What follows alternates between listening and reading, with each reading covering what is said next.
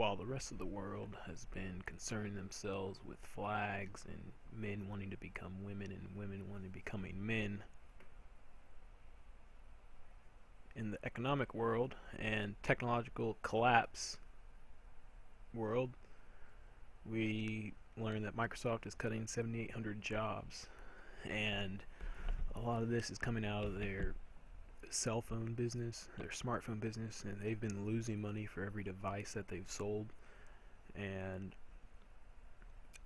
of these layoffs, only about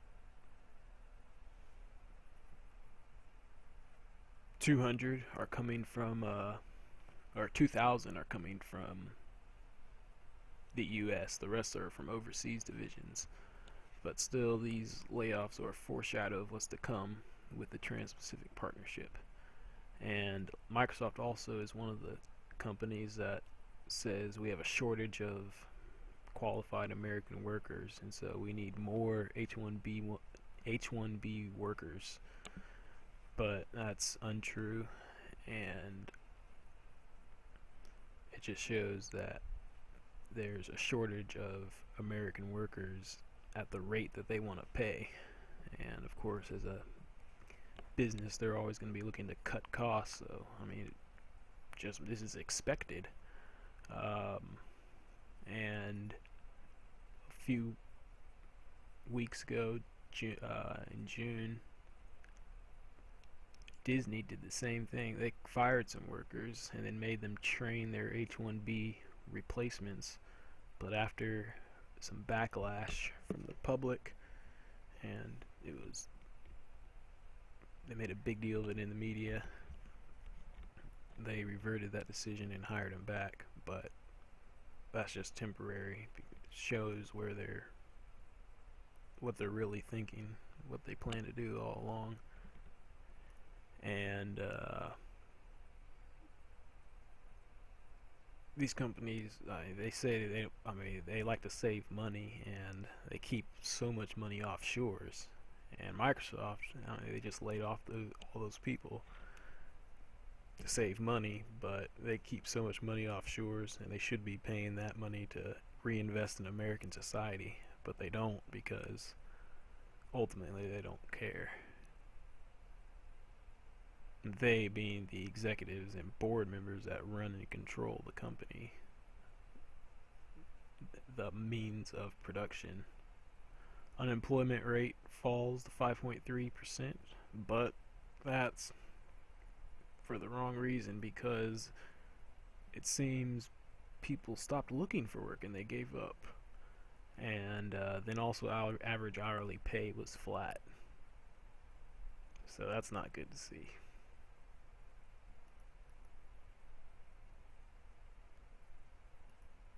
Pro-business publication, Inc., talking about praising the trade deal, saying that this is a good way to get access to 40% of the world's economy. And they say if we don't pass this bill, the U.S. will relinquish its leading role in overseas trade, ceding its authority to up-and-coming world power China.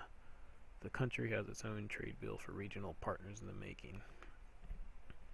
And I mean, it's just completely idiotic that China is not even in this trade bill, but it's understandable because of how much this trade bill favors copyright and copyright holders, and especially in the pharmaceutical industries. And we all know China could care less about copyright on a business level and state level. Alibaba recently got caught copyrighting.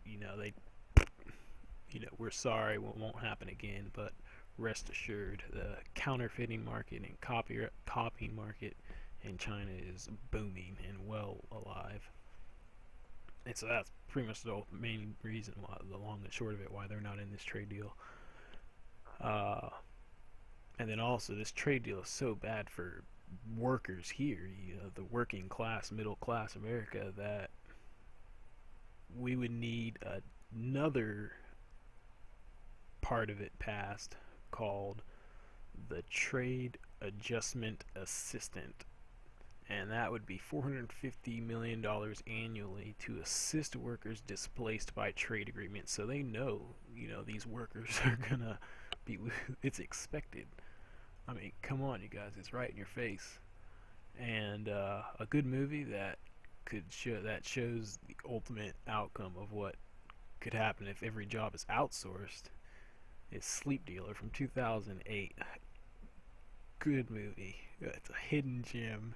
This is based in Mexico, and it talks about how all the factory jobs and construction jobs in America are automated and being run by robots, but the robots have to be controlled by humans, so they simply use outsourced humans to stream into these robots and control them in real time over the internet. And it's similar to how currently the FAA, you have to have eyesight of drones, and there has to be a human operator in autonomous cars now. But an extreme scenario, maybe not likely, but it could end up to where maybe autonomous taxis have to have a live human operating them, and instead of an American taxi driver, they'll use a remote foreign worker who maybe doesn't even speak English. They just see a screen and they just have to make sure the taxi does what it's supposed to be doing. And that's what this movie is. This is about that, and then another side story of how Americans come to sightsee in Mexico and sell their thoughts. It's an extreme tech that they can reach into their minds, and they can sell their digital thought journals like a YouTube and make money from it. But yeah, all in all, that's a good movie to check out, and you can find it on Kick-Ass Torrents, or you can pay for it. It might be on Netflix or Hulu or something. I wouldn't know. Next up, the F-35 got beat down by the F-16. How embarrassing. I mean, the F-16D is based on a design developed 40 years ago and from a production run in the mid-1990s, bested the F-35 in close-range combat maneuvers.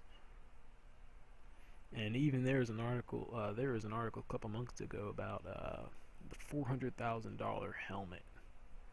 And this is pretty. I mean, that's just a waste of money and time and resources. I've used better Oculus Rift demos than this helmet, which apparently was actually a burden in this dogfight, and it's glitchy. It doesn't work. I mean, come on. This is what happens when you design systems in closed source. We fully advocate open source, and shoot, the F-35 would have been done if the government, if they pop those designs on GitHub, upload them to some torrent sites, and host some competitions on Kaggle maybe, and let the world develop this. This would be a perfected plane in less than a year, but that's outside. That's too far out in the future for them. So yeah, just a show of how we're wasting our resources, and this plane has cost us over $1 trillion. It's going to cost us over $1 trillion over the course of its 55-year lifespan. Just a waste of money. We could have bought every homeless person a mansion. Look at that. So don't complain about wanting to help the poor, and we're wasting our tax dollars on the poor, and we clearly have the money, the motivating power of money to do it. Overall, the United States, less than 1% of its federal budget went to foreign assistance, but we could have funded every humanitarian crisis with the money wasted on this piece of junk. We could have fed every school child, could have provided security around the world, but that's not, forget, in the time being, we need to focus on ourselves. So we've done too much outside the country. Providing security around the world is good and all, but this is where it really counts. We could have used that to rebuild America. We have buildings falling apart, roads being with potholes, bridges falling, just a crumbling infrastructure. I mean, just embarrassing. And I mean, they could have used this money to invest in, shoot, hire some, just post up some jobs on Craigslist. Work on being able to crowdsource teams together and get America working. Anyone who is able. Uh, but yeah, that's instead no, that they have to struggle for money to fund America because they're wasting it on these military black budget projects that just go nowhere. And of course, they start out as low budgets. Like this F-35 started out maybe at about 80 million, something like that, and then it ballooned up to 298 billion. I mean, come on, what a joke. Uh, yeah, there's so many things. Except this money could have been spent on so many better things.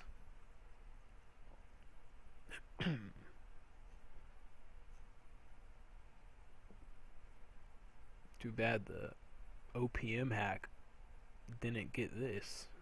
They could have hacked the files from the F-35. That would have been great. Just go ahead and just open it, open it up, save them the time and money.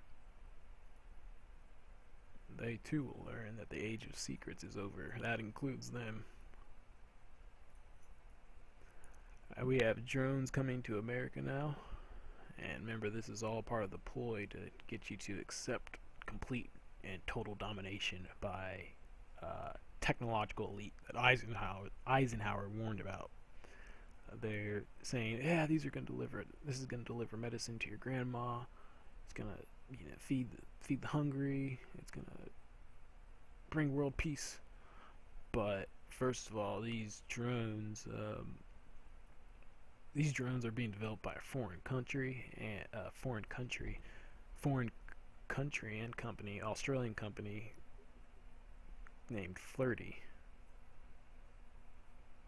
And remember, Australia is part of the Five Eyes program, we know, in part thanks to the leaks of Edward Snowden. And that includes Australia, Canada, New Zealand, United Kingdom, United States, and these countries just freely share data back and forth. You should consider, so in the U.S., if there's a law that says no, they can't collect the data, well, then they'll simply allow Australia or Canada to collect our data. Just route it through them instead. That's been shown that that's what they do. So know that, yeah, when you see this drone company delivering medicine to Granny, the cameras underneath it will be streaming real-time data back to the government and these tech companies, and they'll use that to push ads to you and keep you locked in the control and keep sending you their prescription drugs that they'll have a monopoly on thanks to the TPP, and just keep you in a nice sedated state. Just sleep.